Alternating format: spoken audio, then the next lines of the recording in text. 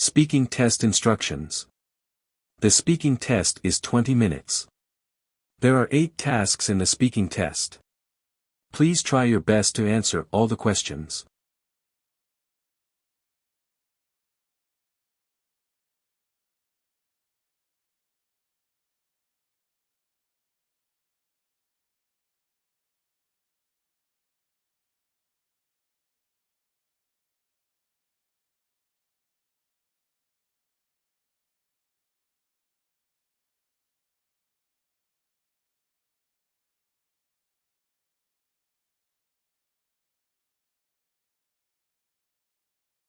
Start speaking now.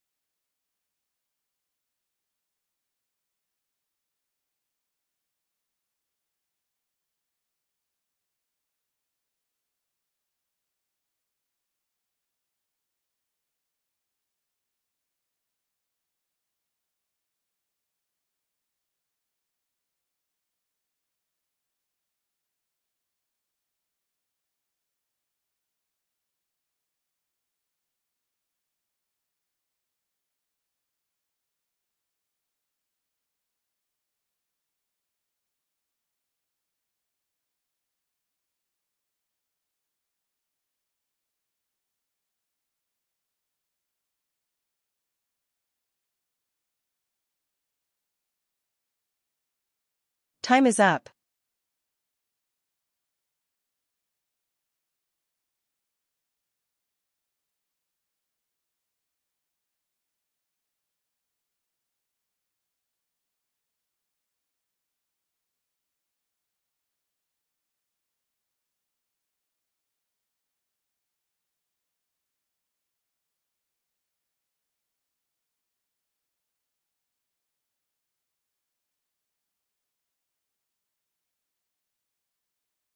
Start speaking now.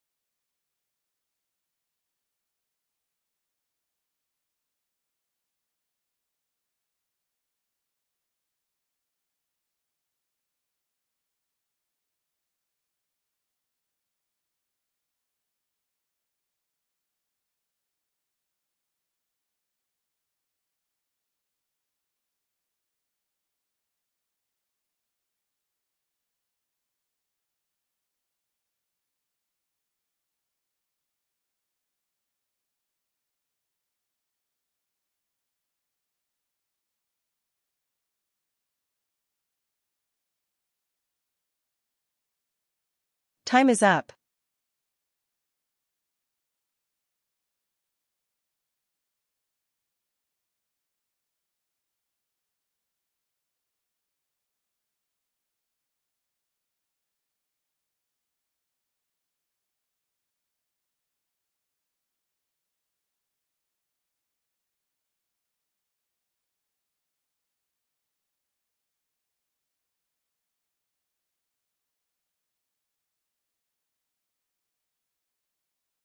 Start speaking now.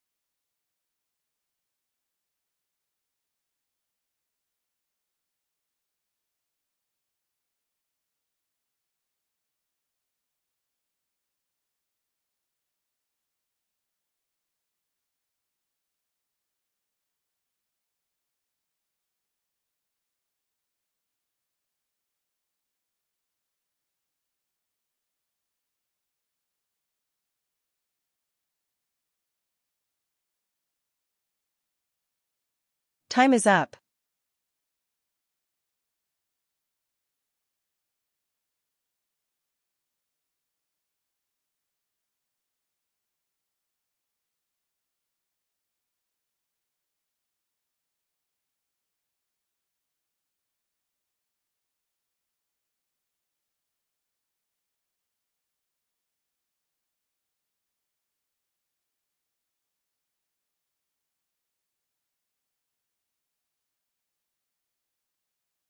Start speaking now.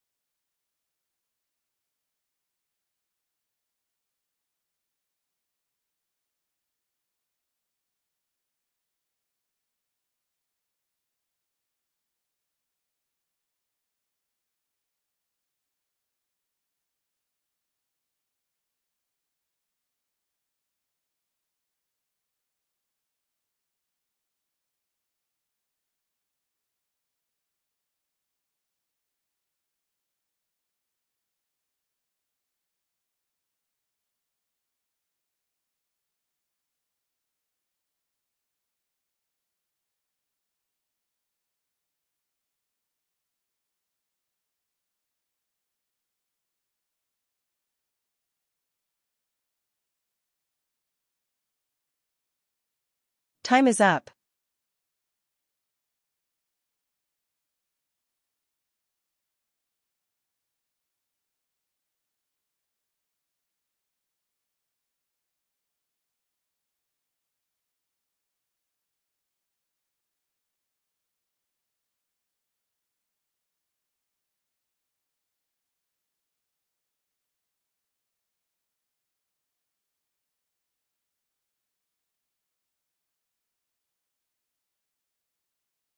Start speaking now.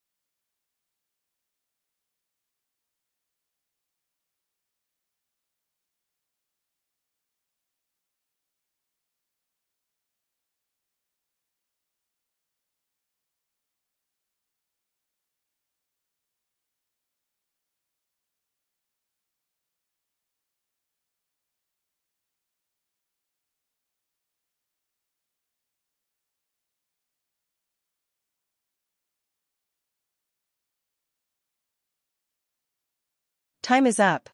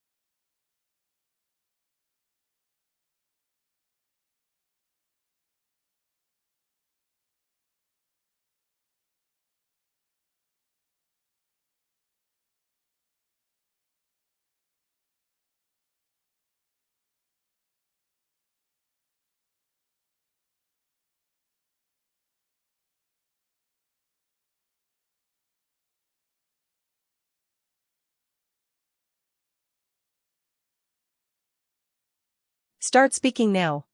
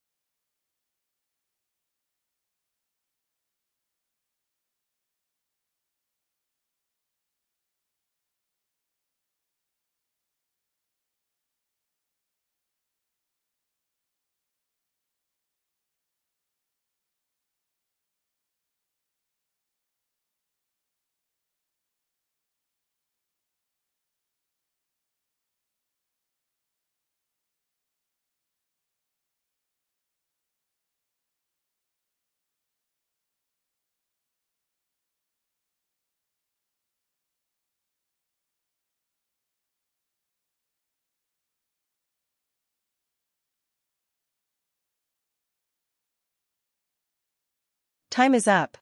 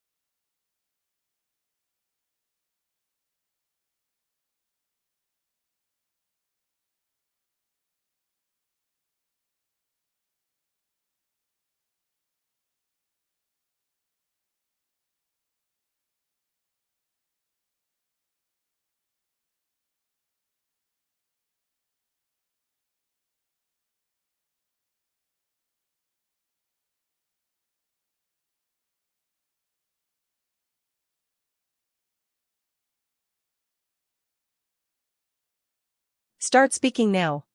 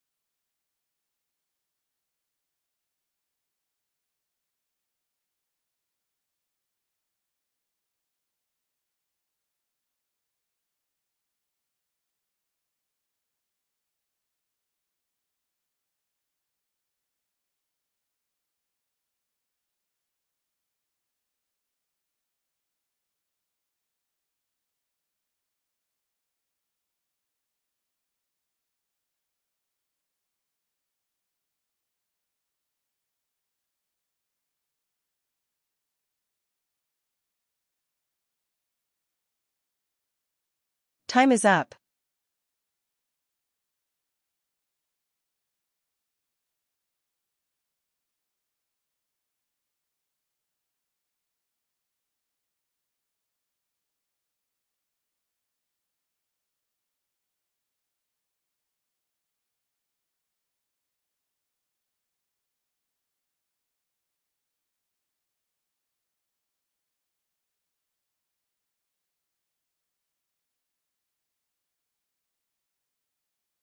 Start speaking now.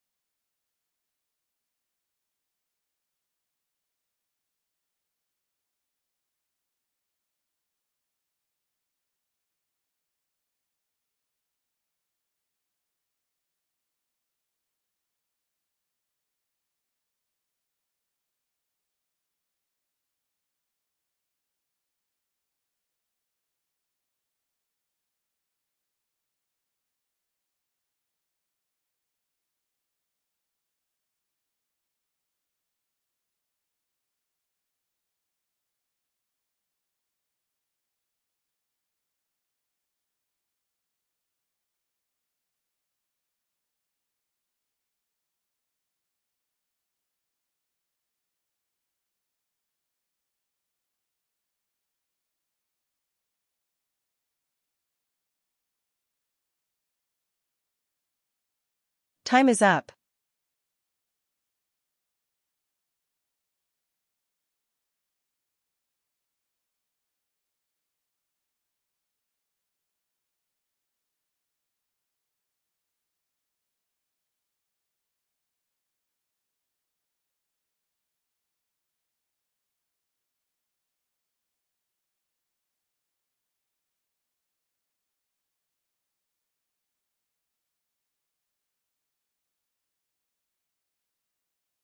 Start speaking now.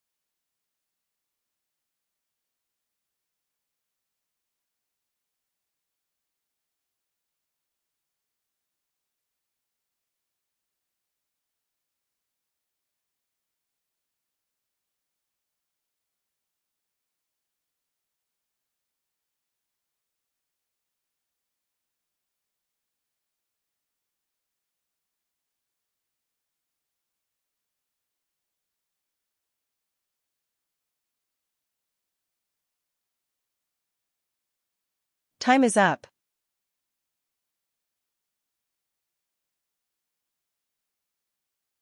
Hey John. I know moving to a new city for university can be overwhelming. With some adjustments and a positive mindset, you'll soon feel right at home. First, establish a regular routine as quickly as possible. Having structure creates a sense of normalcy and stability. Despite the initial discomfort, following a consistent schedule for classes, meals, and leisure time will help you adapt more quickly. Secondly, explore your surroundings thoroughly. Familiarizing yourself with the campus and nearby areas will help you navigate more efficiently and make the city feel less foreign. Discovering local cafes, parks, and study spots gives you comfortable spaces outside your dormitory. For social connections, participate in university orientation activities and join clubs or societies aligned with your interests. By putting yourself out there, you'll meet like-minded people who could become close friends. Having a support network is crucial when away from home. Maintain regular contact with family and friends from home, but try not to rely on these connections exclusively. Although it's comforting to stay in touch with familiar people, balancing old relationships with new ones is essential for your adjustment. Lastly, be patient with yourself throughout this transition. Homesickness and feeling out of place are entirely normal experiences that virtually every student goes through. These feelings will gradually fade as you build your new life here. I'm just a call away if you need any specific advice. Before long, you'll not only feel settled but will truly thrive in your university experience.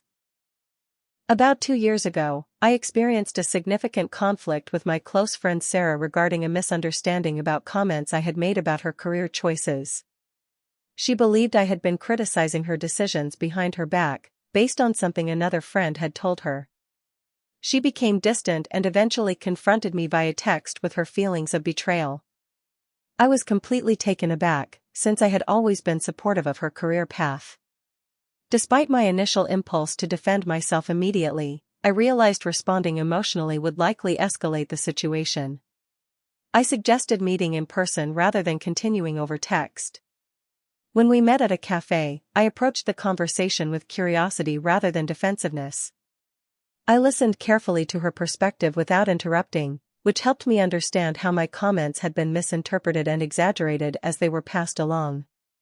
I acknowledged her feelings and validated how hurtful those misrepresented comments must have seemed.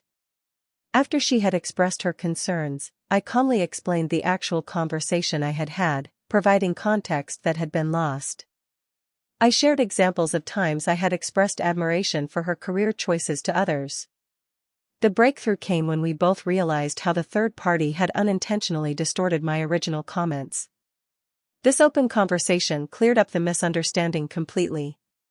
We established a new agreement to come directly to each other with concerns before assuming the worst. Our friendship has actually grown stronger through this experience, as we developed better communication patterns and deeper understanding. In this illustrated scene, we see a rural emergency response situation taking place in a picturesque countryside setting. A bright yellow helicopter has landed in a green meadow with mountains visible in the background. 3 rescue workers dressed in distinctive orange jumpsuits are at the center of the image. 2 are handling medical supply boxes marked with red crosses, while another stands near the helicopter. The rescue team appears to be interacting with a small group of civilians, including several children of different ages and what seems to be an adult guardian or parent. The children are gathered around, watching the emergency responders with expressions of curiosity and concern. A small brown dog is also present in the scene, standing near one of the rescue workers. In the background, a cow can be seen grazing peacefully, creating an interesting contrast between the emergency situation and the tranquil rural environment. The colorful illustration has a warm, storybook quality with vibrant colors and detailed characters, suggesting it might be from a children's book about emergency services or rescue operations. The scene effectively captures a moment of community assistance during what appears to be a rural medical emergency or rescue mission, highlighting the important work of air ambulance and emergency response teams in reaching remote areas. Initially, the rescue team will undoubtedly distribute essential medical supplies to the local family, whereas the pilot standing by the helicopter will prepare for a swift departure once the mission is complete. Subsequently, one of the paramedics will likely examine any injured individuals among the villagers, while simultaneously instructing the family on basic first aid techniques. Meanwhile, the curious children will observe the proceedings with fascination, and consequently, may develop an interest in emergency medicine or aviation. Furthermore, the rescue dog will probably assist in locating any additional people who might need help in the vicinity. Despite the challenging mountainous terrain, the emergency team appears well equipped to handle the situation effectively. In conclusion, following the completion of their humanitarian mission, the team will methodically pack their remaining supplies before departing via helicopter, nevertheless leaving behind valuable medical resources for the rural community to utilize in future emergencies.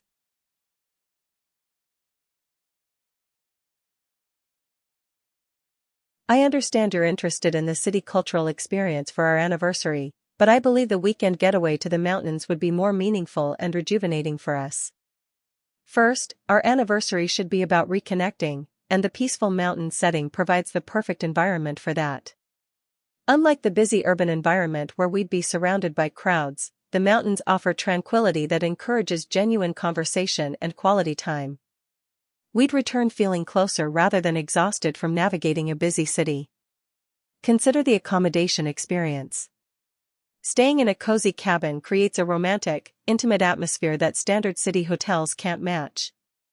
Waking up to mountain views and fresh air is infinitely more special than city streetscapes, particularly for celebrating our relationship. While I acknowledge the appeal of cultural activities, the mountain getaway offers enriching experiences through nature. The hiking opportunities allow us to share adventures while being physically active together. There's something profoundly connecting about experiencing natural beauty as a couple. Watching a sunset from a mountain viewpoint can be just as moving as any art exhibition. From a practical perspective, the mountain location is more accessible, just a 3-hour drive compared to a 6-hour flight. We'll have more actual vacation time rather than spending a significant portion in transit. The shorter travel time means less stress and more relaxation. The mountain getaway offers a more meaningful, intimate, and memorable way to celebrate our anniversary. Wouldn't you prefer quality time together in nature over navigating busy city streets?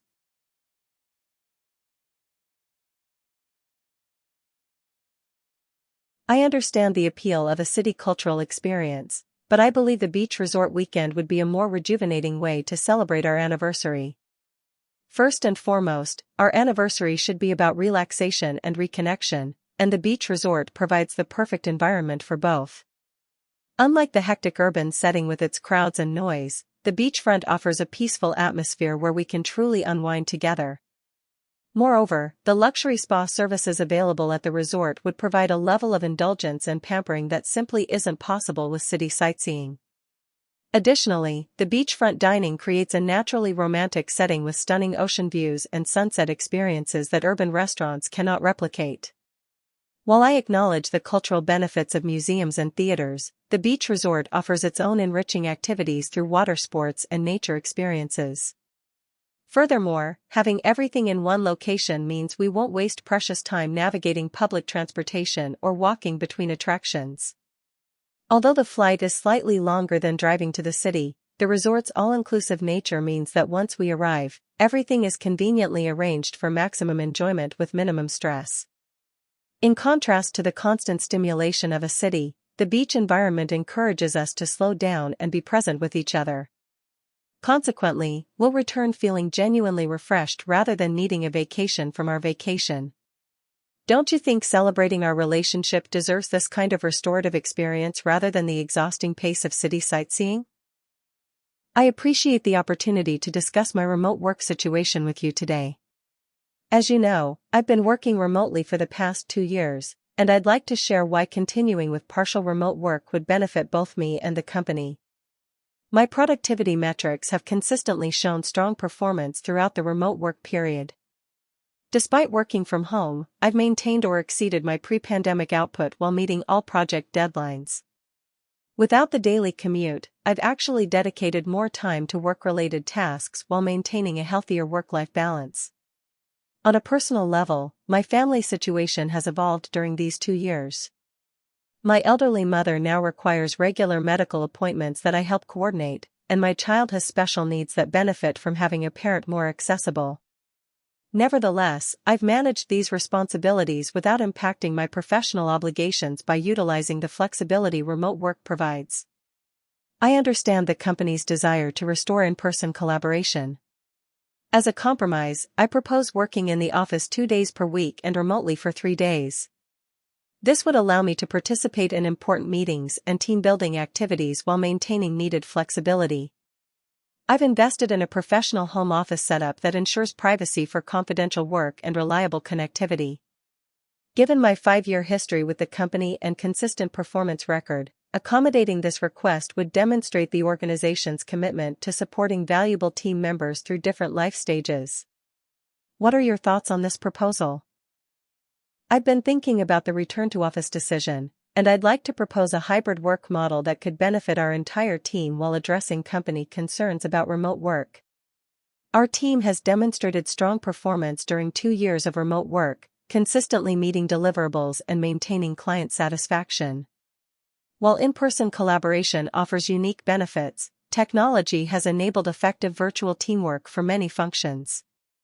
Employee surveys across industries show that flexible work arrangements have become key factors in retention and recruitment. I propose implementing a 3-to-2 hybrid model, where team members work in the office 3 days per week, perhaps Tuesday through Thursday, and remotely for the remaining 2 days. This maintains regular in-person collaboration while preserving flexibility and productivity benefits. It reduces commuting time and costs while maintaining company culture and collaborative spirit. This model addresses several organizational concerns effectively. The consistent in-office days ensure teams can schedule meetings, brainstorming, and training when everyone is physically present. By designating specific in-office days department-wide, we eliminate people coming to the office only to find colleagues working remotely. We could start with a 3-month trial period, gathering feedback and measuring productivity metrics. Modest investments in collaboration technology for meeting rooms would ensure seamless integration of remote and in-office workers during hybrid meetings. This approach represents a forward-thinking compromise that acknowledges both in-person collaboration value and demonstrated flexible work benefits.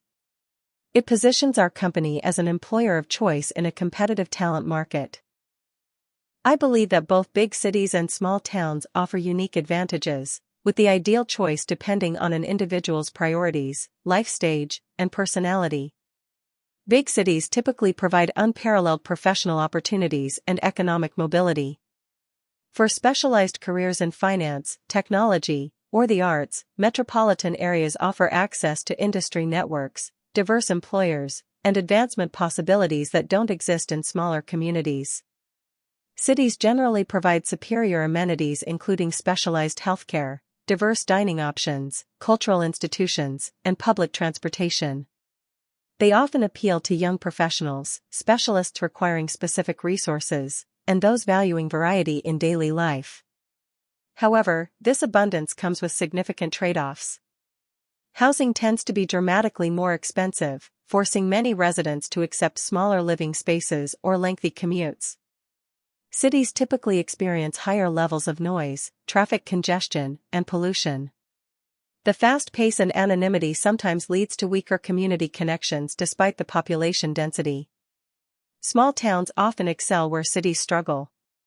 Housing affordability allows for more spacious homes and lower living costs, while shorter commutes translate to more free time.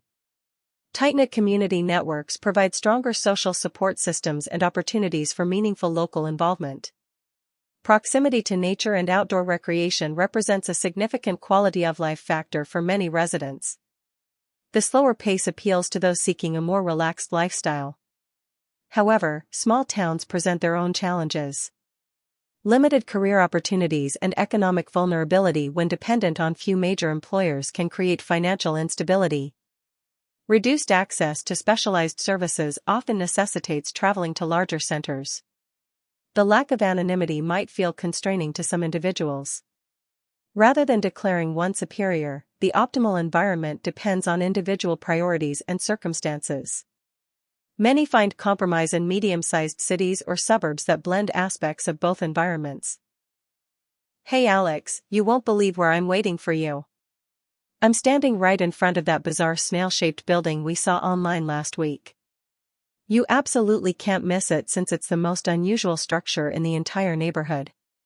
Not only is it shaped like an enormous snail, but it also has a giant human face with striped patterns in bright orange, yellow, blue, and green colors. Despite its cheerful coloring, the face is actually frowning, which makes it even more distinctive. There's a small doorway at the bottom that looks like it has its own little face too. I'm standing right by the metal railings in front of the building, next to a lamppost. The street is fairly quiet, with just a few houses visible nearby and some power lines overhead. The sky is clear blue today, which makes this colorful landmark stand out even more dramatically. I'll wait right here, trust me, once you turn onto this street, you'll spot me immediately.